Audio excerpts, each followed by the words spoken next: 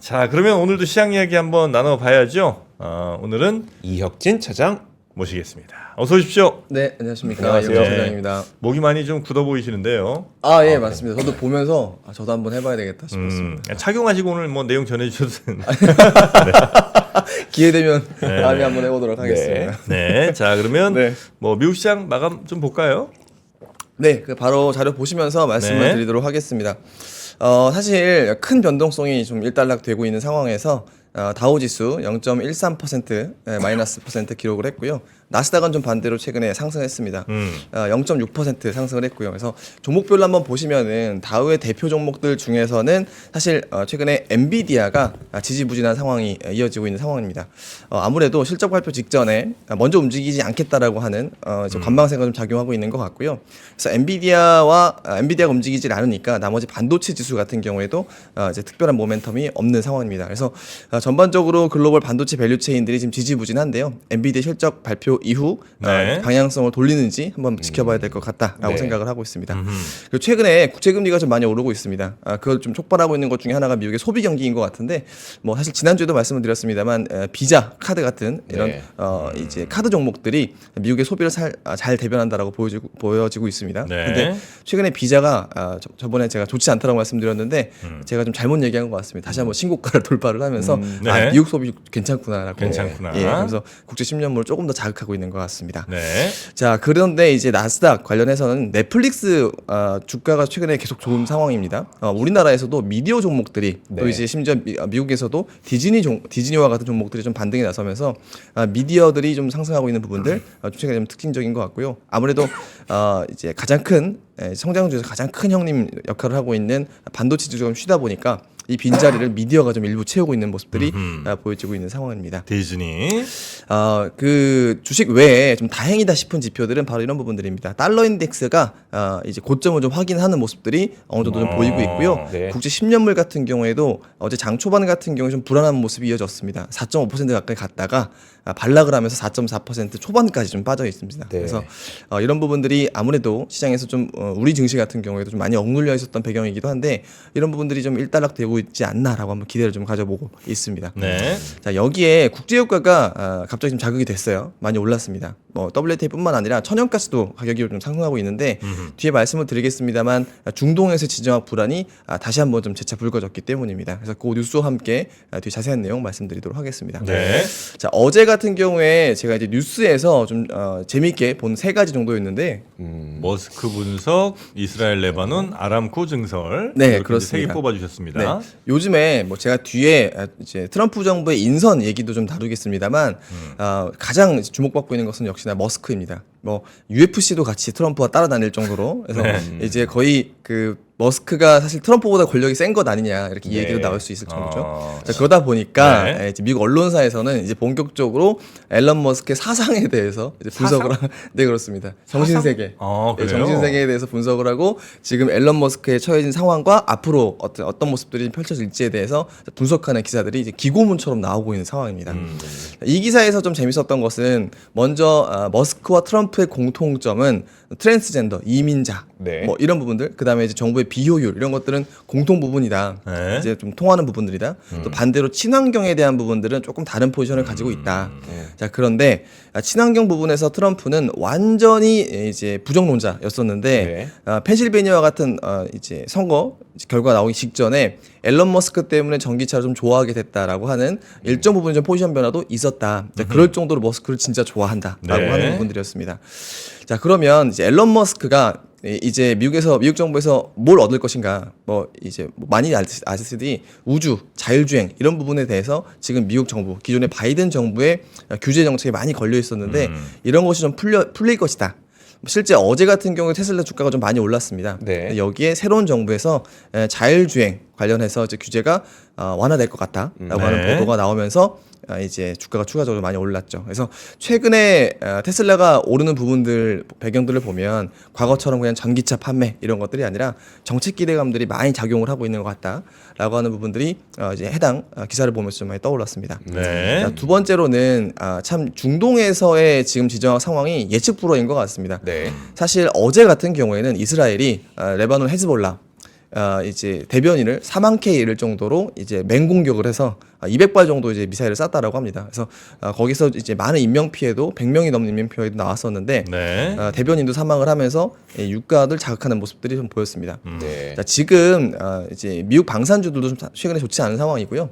그리고 우리나라 방산주도 그렇고 지정 리스크에 대해서도 전혀 다른 냉탕 온탕의 지금 이야기들이 나오고 있는 상황입니다. 자, 이유는 뭐냐면 두 가지가 혼재된 거 있는 것 같아요. 지금 네타냐후가 트럼프가 이제 임기를 시작할 때 첫 번째 선물로 네. 휴전을 선물할 것이다. 이렇게 첫 번째 얘기가 있었고요. 이런 거 같은 경우에는 좀 방산주 입장에서는 좋지 않은 소식이라고 볼 수 있죠. 네. 자, 그런데 또 반대로 자, 그렇기 때문에 이제 그 전까지 달성하고 싶은 타격 목표에 대한 그 타격을 다 할 것이다. 그 전에 끝내놓겠다. 네. 네, 그래서 자, 이게 마치 우리나라 옛날 영화 보면 고지전 영화 네네네. 그런 맞아요. 네. 그런 느낌이 좀 나기도 합니다. 그래서 또 하나는 또 이제 이 두 가지를 같이 방산주와 함께 맞물려 봐야 되는데 머스크가 최근에 이제 한 2조 달러 정도를 이제 예산을 삭감해야 된다라는 것 중에 하나가 바로 이 방산 부분이 좀 많이 영향을 받을 수도 있다라고 하는 부분도 있습니다. 왜냐하면 머스크가 방위비를 삭감하라고 한다고요? 아닙니다. 전체 예산을 한 2조 달러 전체 줄이라고 예산을? 하는데 예, 예. 사실 생각해 보면 이 방산 물자에 대한 가장 큰 구매 주체는 정부잖아요. 네. 그래서 정부 예산을 삭감을 하면 방산비도 자연스럽게 줄지 않을까. 라고 하는 것 때문에 최근에 로키드 마틴이나 레이시온 이런 것들 다 좀 주가가 좋지 않은 상황인데요. 네.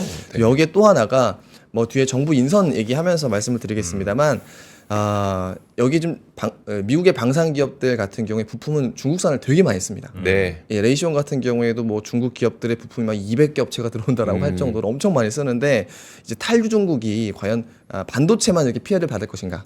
여기 지금 향후에 방산에 대한 부분들도 좀 우려가 불거질 수 있다라는 부분들이 있는데 네. 사실 단기 노이즈라고 생각을 하고 있습니다. 왜냐하면 방산비 같은 경우에는 뭐 이런 부분들 외에 무조건 쓸 수밖에 없는 상황이기 때문에 네. 자, 그리고 마지막으로는 이제 아람코 증설에 대한 얘기입니다.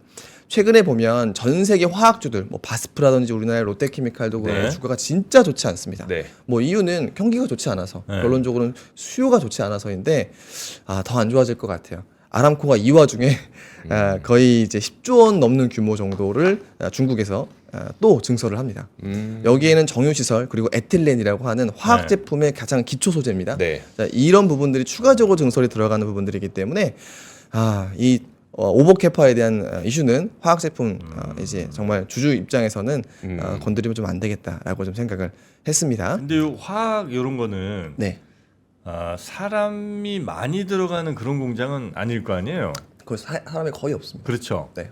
그러니까 이게 중국에서 만드는 게 싸서 그런 게 아니라 중국에 소비되는 그것들 한번 경쟁을 해보겠다 뭐 이런 거겠죠? 중국에도 이미 많은 뭐 정유시설 이런 게 있을 텐데도 불구하고. 네, 맞습니다. 네, 그러니까 우리한테는 영향이 굳이 있다면 중국으로 수출하는 뭐 그런 화학회사들이 조금 어려울 수 있겠다. 요 정도 느낌일까요? 맞습니다. 그런 게 우리가 이미 많은 영향을 받고 있어서 이미 우리나라의 많이 받고 대중 있고. 수출의 화학 부분은 엄청나게 감소를 한 네, 상황입니다. 박살났죠 지금. 거의. 예, 그렇습니다. 예. 자, 그런데 여기에서 그 말씀 잘해 주셨는데 그것이 중국에서의 증설 물량 때문이었습니다. 근데 여기에 더 증설을 한다고 하니까 이제 중국 경기가 돌아선다고 하더라도 네. 우리에게 미칠 긍정적인 영향은 거의 없다라고 보여줄 수가 있는 거죠. 근데 아람코 뭐 어쨌든 자기네들이 또 석유를 하고 있으니까 그런지 는 모르겠으나 야 근데 중국에서 그 경쟁을 뛰어든다는 거 이건 굉장히 좀 치열한 레드 오션이죠. 또 들어가는 건데 이거는 예전에 발표한 이 사우디 2030 프로젝트라고 옛날에 발표한 것들이 있는데 이 중에 하나가 바로 아람코의 이런 석유화학 공장 증설에 대한 얘기가 나왔습니다. 왜냐하면 아람코의 지금 생각은 아주 장기적으로 보면 기초 석유 제품 같은 경우에는 수요가 줄어들 거라고 생각을 합니다. 네. 그럼 이것을 대응하기 위해서는 특수 석유 화학 제품 이제 매출 비중을 늘려놔야 된다라고 하는 약간 생존을 위한 이렇게 뭐 아람코의 생존 얘기하기가 좀 그렇지만 네. 근데 이제 대책으로 장기적으로 계속 증설을 하고 있는 것이죠. 근데 또 알겠습니다. 더군다나 중국의 시노팩 같은 업체들이 같이 투자를 아하. 해주는다고 하니까 오케이 같이 하자 이렇게 네. 좀 하고 있는 상황이죠. 어쨌든 결론적으로는 전 세계 화학주들이 좋지 않은 상황에서 뭐 더 안 좋은 뉴스가 좀 나왔다라고 볼 수가 있습니다. 네. 자, 그리고 앞에 트럼프 얘기도 이제 해서 그런데 최근에 제가 이렇게 정리해서 좀 말씀을 드리고 있어요. 네. 지금 트럼프 인선이 시작이 됐습니다. 근데 속도는 바이든 대비 뭐 5배다 뭐 이렇게 얘기가 나오고 있는 상황이죠. 그래서 인선이 된 사람조차도 지금 이제 성비위라든지 이런 부분들이 이제 나오고 있습니다. 바로 이 어제 뉴스로 보면은 이 국방부 지명자가 이제 성폭행에 대한 연루가 나왔죠. 그래요. 그러다 보니까 빠른 속도가 장점일 수도 있는데 그러다 보니까 이러한 제대로 된 검증이 이루어지고 있지는 않다라는 거고요. 뭐 그거보다는 지금 중요한 거는 주식에 대해서 어떤 영향들을 미치고 있는가에 네. 대해서 좀 중요하게 지금 짚어보겠습니다. 자, 첫 번째로는 머스크만 강조가 되고 있는데 정부 효율성위원회 도지죠. 여기에 또 하나의 인물이 라마스와미라고 하는 전 대선 후보가 있습니다. 네. 이 두 분이 사실 지정이 된 거예요. 근데 이 라마스와미의 전 직업은 바이오텍에 투자하는 회사입니다. 네, 그래서 벤처 캐피탈 같은 곳이에요? 아니면 맞습니다. 아 그래요? 네, 바이오텍 전문 벤처 캐피탈. 네. 그래서 이뮤노반트와 같은 이제 바이오텍의 대주주이기도 하고요. 네. 이뮤노반트는 우리나라 한올 바이오파마의 파이프라인으로 임상을 올리고 있는 기업이기도 합니다. 자, 그런 것처럼 지금 당장의 리스크 같은 경우에는 아마 2분의 리스크를 반영하고 있는 거예요. 네. 존 F 케네디 주니어 분께라는 분이 지금 백신의 불실론자. 네. 이게 백신 맞지 말자. 백신 개발하는 FDA도 문제가 있다라고 네. 했던 분들 때문에 지금 FDA에서는 이분이 만약에 보건복지부 들어오면은 회사를 나간다라고 하는 뉴스까지 나올 정도로 이제 바이오텍 특히나 백신주들의 급락을 야기하고 있는데 사실 우리가 백신 때문에 더 사실 권력으로 보면 이분들이 더 셀 거잖아요. 네. 향후 2년간은 더 셀 건데 이런 부분이 실제로 이제 바이오텍에 대해서 설립을 하고 투자를 했던 분이 한 분 계시기 때문에 저는 단기적으로는 이분을 반영하고 장기적으로는 라마스와미를 반영하지 않을까라고 좀 짐작을 해볼 수 있을 것 같아요. 네. 자, 여기에 또 하나가 지금 머스크가 이제 사람들의 굉장히 각광을 받으면서 권력을 쥐고 있다라면 실제 집안에서는 가장 큰 권력은 바로 이 와일스라고 하는 선대위원장이 쥐게 될 것 같습니다. 네. 제가 어제 방송에도 말씀을 드렸는데 우리나라로 치면 약간 김종인 위원장 같은 역할이고요. 아, 그래요? 실제 그런 캐릭터입니다. 자, 그런데 재밌는 점은 이분이 비서실장에 임명이 됐을 때 조건으로 하나 건 게 있습니다. 네. 트럼프 집무실에 들어가는 사람에 대한 관리를 내가 하겠다. 문고리인 거죠.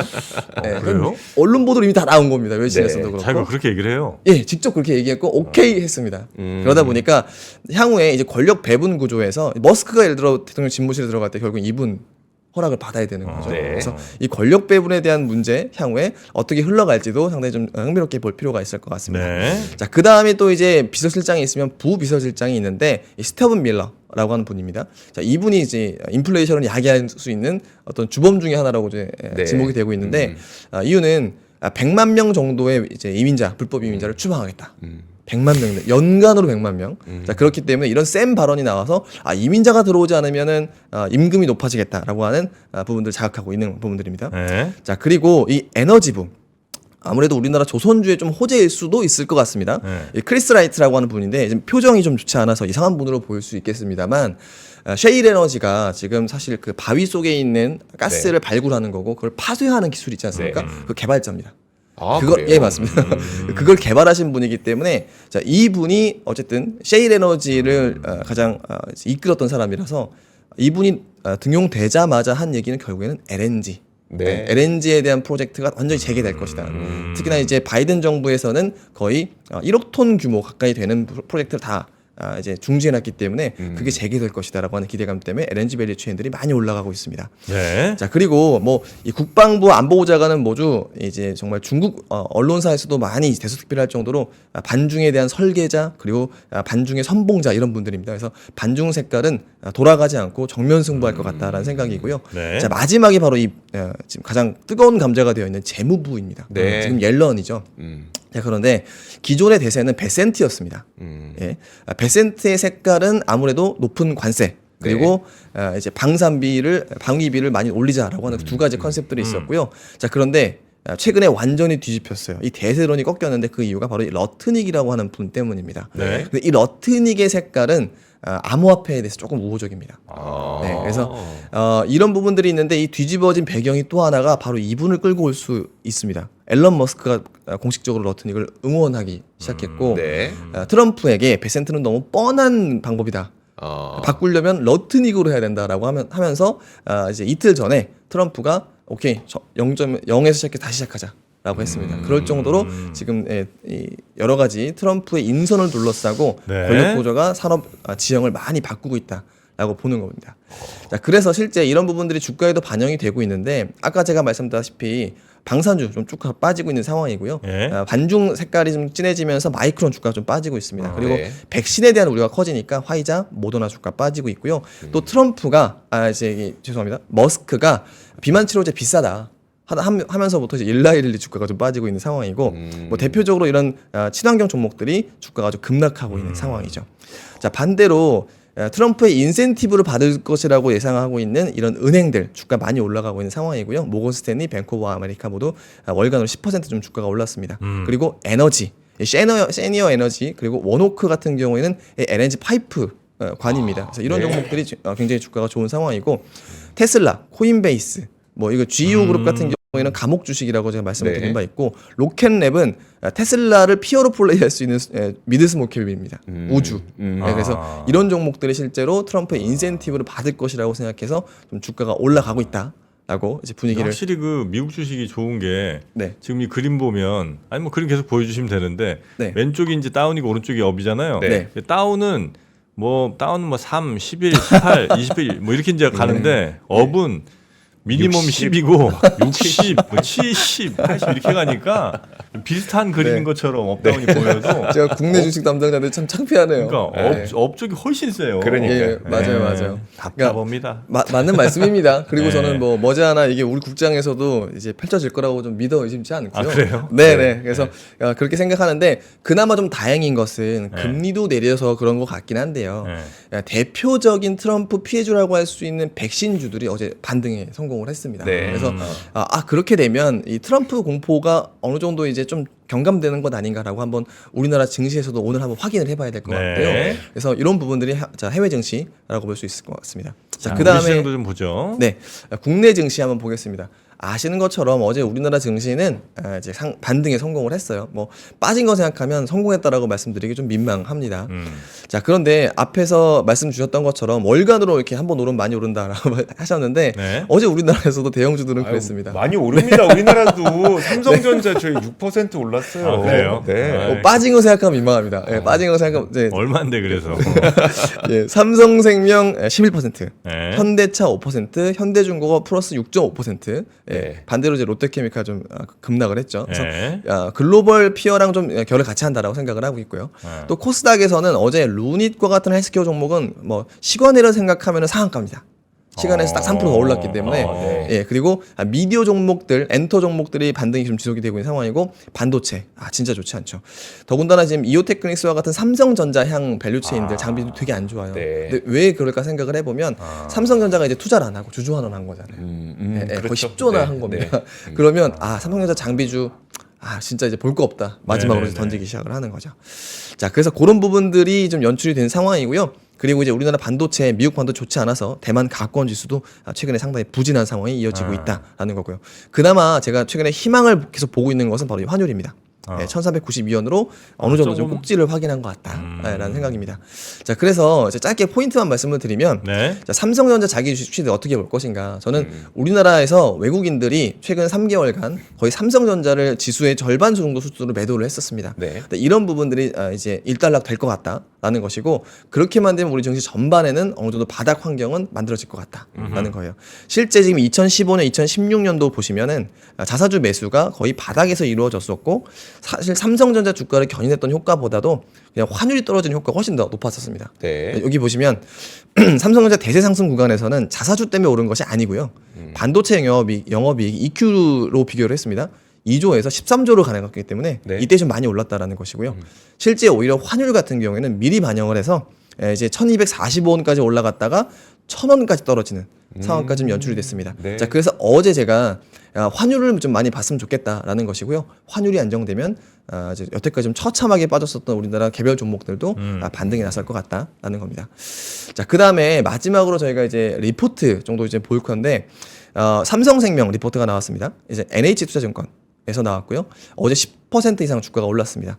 자, 삼성전자의 자사주 소각이 삼성생명의 호재라고 하는 것인데 네. 자, 이유는 뭐냐면 결국에는 삼성전자 지분을 삼성생명과 삼성화재가 거의 10% 딱 들고 있습니다. 네.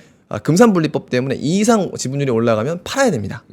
자, 그래서 그렇죠. 삼성전자가 3조 소각을 하면 네. 2천억 원 정도 팔아야 되고요. 10조 소각을 향후에 다 한다라고 하면은 7천억 원을 삼성생명이 팔아야 된다라는 거고요. 삼성생명이 그렇습니다. 삼성생명이 이제 삼성전자 주식을 엄청 많이 들고 있는데 6.51% 들고 어쨌든 있는데 우리나라 금산분리법에 의하면 금융자본이 산업자본의 주식을 어느 정도 일정 비율 이상 못 10%. 갖고 있기 때문에 예. 만약에 자사주를 매입해서 소각을 하게 되면 예. 그만큼 지분율이 전체 올라가니까. 주식 수가 줄어드니까 예, 예. 그래서 이제 삼성생명의 지분율은 자연스럽게 늘어나는 거고 맞습니다. 그래서 그걸 줄이려면 7천억 원치는 팔아야 된다. 그렇습니다. 3% 자사주 그러니까 이제 3조 원 자사주 소각을 3개월 내에 한다라고 했죠. 네. 그러면 그걸 반영하면 한 2,200억 정도 되는 것이고 만약에 10조 원을 다 소각한다. 네. 그럼 삼성생명이 팔아야 되는 주식은 한 7,600억 정도 되는 겁니다. 그런데 사실 지난해부터 삼성생명은 밸류업을 얘기를 하고 있죠. 그래서 네. 주주환원 측 중에서 삼성전자의 주주 이제 매각 내지는 배당을 제 주주환원으로 쓰겠다라고 밝혔기 때문에 이런 부분들이 주주환원으로 재환원되겠다라고 하는 것이 네. 이제 어제 많이 오른 배경이고 그리고 그래서 TP 타겟 프라이스를 애널리스트들이 올린 배경이기도 합니다. 아니, 안 그래도 이 얘기 들으면서 일회성 이득인데 이게 그렇게 뭐 좋은 건가 싶은데 그걸 만약에 주주에게 돌려준다면 그렇죠. 이라고 하면 좀 얘기가 달라지겠네요. 예, 맞습니다. 그래서 마침 지금 정부에서도 밸류업 자금 한 2천억을 투입한다라고 했기 때문에 네. 이게 정부에서의 밸류업 이제 유동성 지원 그리고 삼성전자의 자사주 소각이 이렇게 좀 나비 효과로 삼성생명과 삼성화재에 이어진 것 같고 저는 이런 구간에서 삼성증권 한번 봤으면 좋겠습니다. 증권이요? 저의 전 직장. 네. 왜냐면은 삼성그룹이 여태까지 밸류업에 조금 미진했어요. 네. 근데 삼성전자가 시작을 했거든요. 네. 그래서 이 삼성생명도 주주환원에 대한 기대를 올려놨습니다. 자 그러면 그 다음에 행동을 할 수 있는 주주환원 여력이 많은 곳은 증권사거든요. 네, 네. 그러면은 시장도 안정이 되면서 삼성그룹사에서 밸류업을 한다. 그럼 저 약간 삼성증권이 약간 가운데에서 공통분모가 되지 않을까라고 생각을 해볼 수도 있을 것 같습니다. 이제 두 번째가 이제 어제 현대중공업 주가가 좀 많이 올랐어요. 신고가를 기록을 했고요. 네. 제가 좀 주목했던 거는 마크 미너비니와 같은 기술적인 투자자들, 이제 실전 투자자의 어떤 구루들이 얘기하는 거는 스마일 차트를 되게 좋아합니다. 그러니까 주가가 한 번 올라갔다가 조정을 거치고 그 직전에 한번 거친 다음에 직전 수준까지 빠지지 않고 바로 올라가는 거. 그래서 요런 모양을 스마일 차트라고 보통 얘기를 하는데 현대중공업이 어제 그 차트가 나왔어요. 그래서 무엇 때문에 애널리스트들이 어떤 이야기들을 하고 있는가를 네. 봤더니 네. 결국에는 제가 준비하는 것은 애널리스트들의 이제 지금 이제 슬로건 이제 이렇게 29만 원 상향했다라는 것, 그다음에 킥홀 그리고 이제 투자 지표예요. 결론적으로는 지금 아무래도 저는 요 부분이 좀 상당히 좀 이목을 끌었습니다. VLAC. 그러니까 암모니아에 대한 시장에서 현대 3호와 함께 MS를 70%로 경쟁력을 입증하고 있다라는 네. 거예요. 근데 이 VLAC가 언제 필요한가? 암모니아는 뭘 나르는 것인가? 결국에는 암모니아 그대로 나를 수도 있는데요. 수소를 암모니아로 바꿔서 나르게 그렇죠. 됩니다. 네. 그래서 만약에 이제 수소 시장이 열리게 되면 지금 MS가 70%이기 때문에 그런 부분에서 일단 현대중공업이 좋다라는 것이고 또 하나는 이 방산에 대해서도 추가적인 멀티플이 더 받을 수 있다. 라는 거예요. 그래서 실제 이제 추산 근거를 보면 26년도와 27년도의 EPS를 근거로 절반씩 해서 목표 주가를 산출을 했습니다. 근데 이게 나는 합리적으로 보입니다. 왜냐면 조선주라고 하는 것은 미래 이익, 2년 뒤 이익이 어느 정도는 좀 정해져 있기 때문에 예상되죠. 26년과 27년을 근거로 이렇게 밸류에이팅 하는 것은 합리적으로 보이기 때문에 지금의 방향성이 좀 유지될 가능성도 높다라고 생각을 합니다. 자, 아니, 근데 그다음 그 중공업 그러니까 조선이 네. PER이 이렇게 높았던 적이 있나요?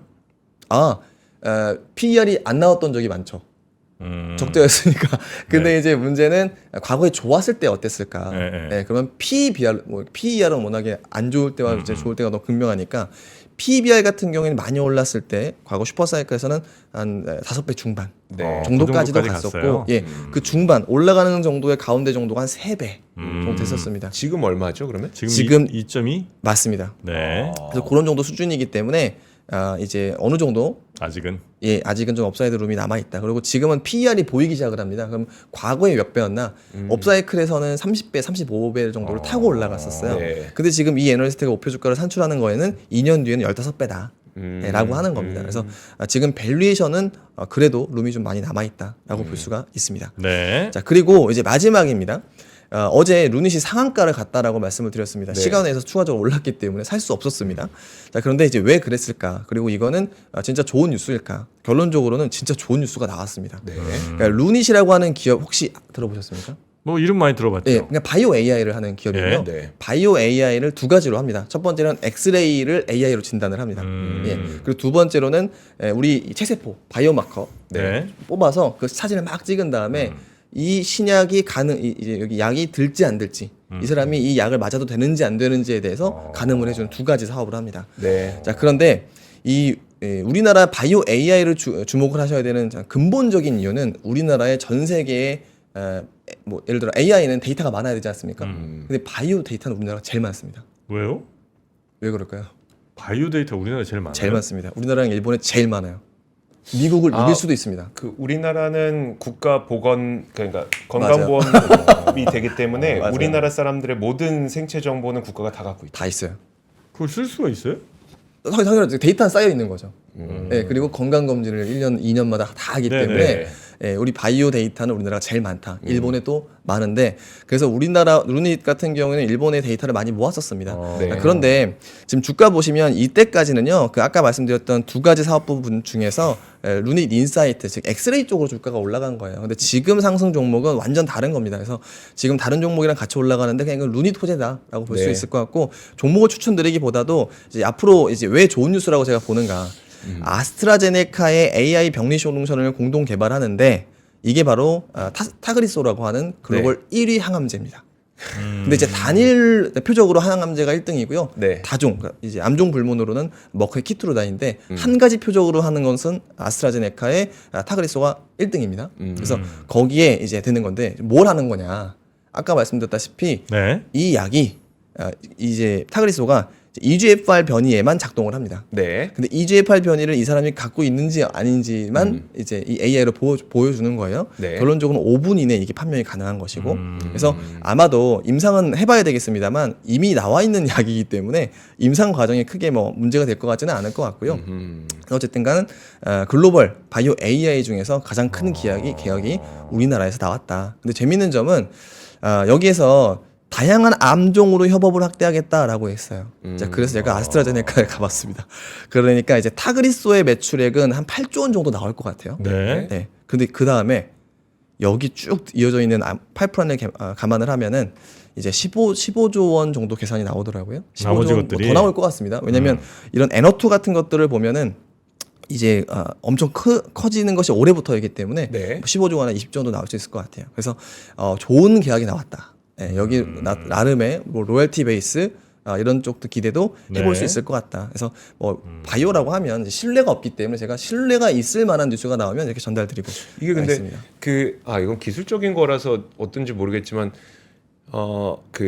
지금 EGFR이 이제 비소세포 폐암 우리 저 치료 바이오 네. 헬스 전문입니다. 예. 헬스 전문이면 헬스 그건 아니고 아니, 그건 헬스. 못하고. 네, 바이오 네, 헬스케어. 근데 아무튼 그 타그리소가 렉나자의 그 대표 경쟁 약물이잖아요. 맞아요. 그러니까 슬슬 유한량 나온다. 슬슬. 근데 네, 네. 그 비소세포 폐암을 찾을 수 있는 걸 다른 질병에도 다 그냥 찾을 수 있는 거예요? 아니면 이게 또 뭔가 기술적으로 할 뭔가 수도 더 있는 거죠. 근데 다만 거쳐야 되는 찾는 거기 때문에 네. 그것은 이 기전으로 그러니까 이 사람의 이 체세포 바이오마커를 관찰을 하는 거기 때문에 다른 쪽으로 다 이제 갈 수 있는 거죠. 근데 이제 문제는 어디에 쓸까? 사실 뭐 전부 다 쓰는 건 무가치하고요. 네. 가장 큰 바이오 항암제 이런 쪽이 많이 쓸 거라고 보고 특히나 어디에다 쓸까? 어떤 빅파머들이 이걸 찾을까? 말씀하신 대로 우리가 기존의 시장을 석권하고 있는데 렉나자와 같은 새로운 약품들이 나와가지고 네. 우리를 위협하려고 할 때 네. 우리는 다른 이제 시장을 메리트가 다시 있어야 만드는 거는 좀 어렵고 네네. 너무 많이 든 임상은 비용이 들고 바이오 AI를 넣어서 환자의 편의성이나 네. 의사를 조력하는 거죠. 사실 면역항암제가 지금 물론 방법은 있습니다만 시간이 오래 걸리고 네. 이 환자가 이 약이 잘 들을지 안 들을지 100% 알 수 없는 상황이기 때문에 네. 이것을 도와주는 것만으로도 환자와 의사의 편의성을 아주 높여지고 그게 사실 SC 제형도 비슷한 네, 그렇죠. 컨셉이라고 네. 보여집니다. 그래서 이런 부분들이 저는 우리나라에도 되게 큰 호재로 작용한 것 같다. 네.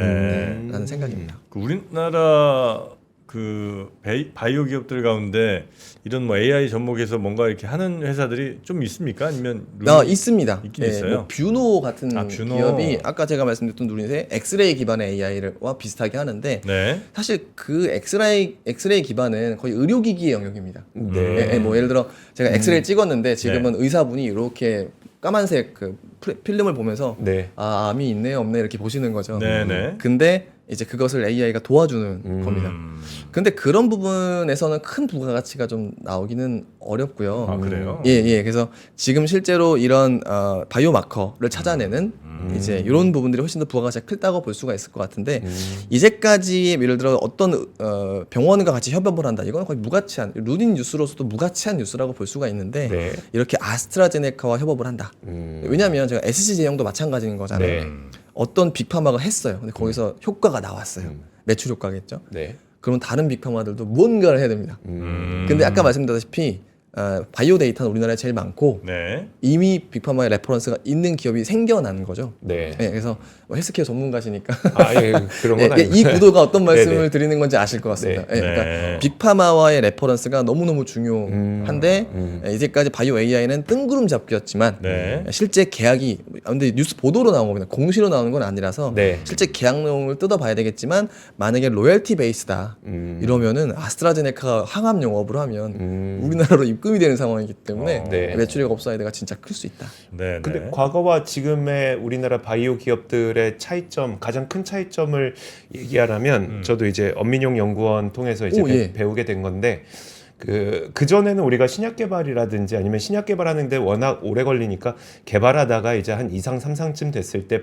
라이센스 아웃하는 걸 주요 사업 모델로 삼았다면 이제는 이제 플랫폼이라고 해서 우리가 A라는 약도 있고 B라는 약도 있는데 그럼 이 약을 어떤 플랫폼에 실어서 몸에 전달을 잘하게 할 것인가를 많이 연구를 하는 방향으로 바뀌었다고 하더라고요. 제조업 강국입니다, 네. 진짜. 그렇게 되면은 이제 좋은 게 뭐냐면 예전에는 신약이라고 하면은 실패할 가능성도 높을 뿐만 아니라 그 약을 라이선스 할 수 있는 기업이 한 군데였었는데 요거 이제 플랫폼이라고 하면 그 감기약도 담으시고 감기약은 안 담죠. 근데 그렇죠. 감기약도 담으시고 항암제도 담으시고 그러면 우리 몸에 전달이 잘 됩니다라고 하면서 여러 개의 기업과 계약을 체결할 수 있는 구조가 바뀌었다고 얘기를 하셔서 그래서 맞아요.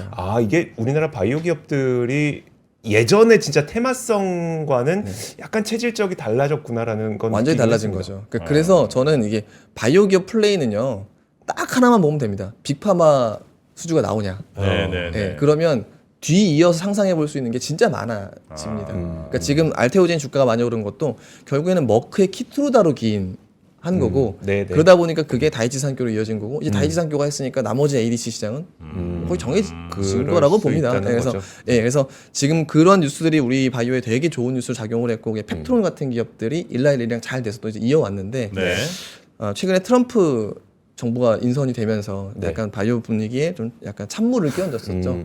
그런데 이제 루니코 같은 이런 좋은 뉴스가 나왔기 때문에 분위기 반전을 시도하지 않을까라고 생각을 합니다. 혹시 시간 조금 있나요? 질문 하나만 더 뭐 드릴게요. 어떤 거죠? 아까 이거 이제 아예 다른 건데 미디어가 좀 좋아질 것 같다는 이야기 많이 하시고 어제 예, 스튜디오 들어가도 한 5% 올랐다고 네, 해서 네. 혹시 미디어가 뭐가 바뀌고 있는 거예요? 엔터 빼고 예. 좀 미디어 쪽으로. 사실 가장 크게 바뀐 거는 그러니까 스튜디오 드래곤 같은 경우에는 두 가지가 바뀐 것 같아요. 첫 번째는 코스트가 낮아졌다고 이야기를 합니다. 네, 제작비. 예, 맞습니다. 네. 그왜 낮아지죠? 그러니까 그게 사실 블록버스터가 안 나와서 그래요 결국에는. 돈을 덜 들인다. 그러니까 예를 들면 이런 겁니다. 우리가 이제 흑백 요리사 네. 만들어봐서 흥행도 해봤지만, 그러니까 충분히 예전 같은 경우에는 우리가 OTT가 처음 보급됐을 때 이제 점령을 해야 되잖아요. 네. 그러니까 그러다 보니까 블록버스터를 빵빵빵 만들었던 네. 거죠. 근데 하다 보니까 유튜브에서도 비슷한 거 하고 막 하다 보니까 넷플릭스 같은 이제 글로벌 OTT에서도 이게 뭐 좀 의미가 없다. 가성비 콘텐츠를 만들어 봤는데 네. 이게 빵빵 터지기 시작을 하는 거예요. 특히나 한국이 잘 만드는 거죠. 아. 그럼 한국에는 우리가 전체 투자비를 늘리지 않는 대신에 네. 가성비 좋은 콘텐츠를 재밌게 만들어 봐라. 우리가 많이 사주겠다. 네. 라고 계약을 하는 거고 큐가 그래서 늘어나기 시작을 해서 실제 스튜디오 드래곤이 두 번째 말씀드리는 게 큐 말고 이제 C 말고 Q인데 그러다 보니까 4분기 기점으로 제작 편수가 늘어난다. 라는 거예요. 네. 그래서 이제는 이제까지는요 우리가 저는 사실 이제 전체 캐파를 만드는데 네. 작가의 수도 한계가 있고 결국엔 사람이 하는 일이기 때문에 이게 너무 과도한 기대를 하는 것은 약간 미디어에 저는 지양하자라고 말씀을 드렸는데 네. 지금처럼 가성비 그리고 이제 그래서 만들어지는 큐가 늘어난다라고 하는 것은 되게 이런 구간은 오히려 미디어 종목들 사기 좋은 것 같다. 라고 생각을 합니다. 알겠습니다. 그래서 미디어 쪽이 지금 분위기가 좀 괜찮은 그런 상황인 것 같다. 네, 네. 그렇습니다. 너무 안 좋았었거든요. 미디어 처참했죠. 안 좋아도 이거는 안 좋은 경우에서 다 나왔었어요. 아 그래요? 예, 예. 뭐 작가 파업이다 해갖고 막 예, 그 다 맞아요. 만들어놨는데 그 저거 뭐 그 상영은 못하고 상영 못하니까 계약금은 다 들여놨는데 뭐 비용만 계속 나가고 네. 막 이런 일들이 계속 벌어지다 보니까 네. 보시면 제작사들 다 이렇게 내려와요. 네. 그리고 이제 시즌 2가 저는 예상이 되는 게 뭐냐면 지금 어떤 상황이냐면 영화가 제작이 안 돼요. 네, 정부의 맞습니다. 조달이 없으면, 그러니까 네. 정부가 벤처 펀드를 보통 지원을 해서 그걸로 이제 만듭니다. 근데 무슨 창투 이런 게 영화들을 만드는 거죠. 네네. 근데 이제 BP가 안 나와요. 정부가 조달을 하지 않으면 영화가 제작이 안 돼서 최근에 보면 이제 극장에서나 볼 수 있을 법한 배우들이 OTT로 넘어오고 있어요. 네. 그래서 저는 기본적으로 OTT에서의 기본적인 성공 확률도 높아지는데 이 배우들도 예전보다 훨씬 싸진 것 같습니다. 배우들이 예. 몸값 잘 안 내릴 텐데. 근데 한번 최근에 보시면 김수현이라든지 뭐 특정 배우를 좀 얘기하기는 네, 좀 네. 그렇지만 예전보다 좀 싸졌다라고 하는 얘기들이 좀 그래요? 있어요. 그게 예. 저거 그 넷플릭스에서 몸값 상한제를 맞아요. 걸었어요. 그만 받아라. 와, 아니 어차피 상황 알잖아요, 다들. 이게 오징어 게임 2도 지금 정확한 제작비는 잘 모르지만 공개는 안 되지만 거의 추산되기로는 1,000억 가까이 들었던 네. 걸로 네. 나오고 있다 보니까 거기에서 이제 이정재 배우만 거의 한 회당 10억 원인가? 아무튼 정확한 100만 수치는 달러. 기억 안 나. 그 정도. 13억. 그 정도 받은 거 아니냐 막 이런 얘기가 나오니까 네. 이거 계속 올리면 우리가 지속 가능하지 않다는 생각들을 좀 다들 하고 있는 것 같습니다. 네. 그래서 아마 배우들의 몸값이 좀 천정부지로 솟다가 조금 지금 주춤한 상황 정도 되는 것 같다.